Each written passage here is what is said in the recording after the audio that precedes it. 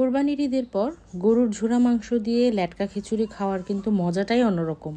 দুপুরবেলা আম্মুর বাসায় খাওয়ার পর রাতের বেলা ভাবছিলাম যে কি রান্না করব। তখন আলাদা করে ভাত ডাল তরকারি রান্না করার চেয়ে আমি ভাবলাম যে একটা খিচুড়ি রান্না করি। এতে করে আলাদা আলাদা করে ভাত ডাল রান্না করার ঝামেলা নেই, আর এটা খেতেও কিন্তু ভীষণ মজা। তো প্রথমে আমি ভাতের চালের সাথে মুগ ডাল এবং মসুর ডাল মিশিয়ে নিয়েছি। এবার চাল ডাল ধুয়ে আমি প্রেসার কুকারের মধ্যে নিয়ে নিয়েছি। এর মধ্যে আমি আদা রসুন বাটা, হলুদ গুঁড়ো, ধনিয়ার গুঁড়ো, জিরার গুঁড়ো দিয়ে দিয়েছি। সাথে একটু গরম মশলা এবং স্বাদ অনুযায়ী লবণ দিয়ে আমি চালটা একদম ভালোভাবে নরম করে ফুটিয়ে নেব।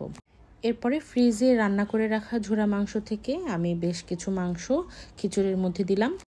একটু পানি অ্যাড করে আরও 2-1 সিটি হওয়া পর্যন্ত এটা রান্না করব।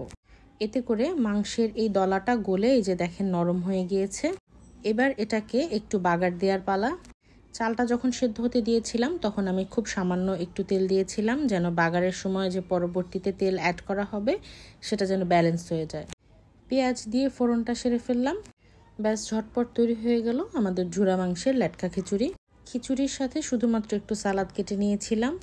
এই ছিল আমাদের গতকাল রাতের ডিনার।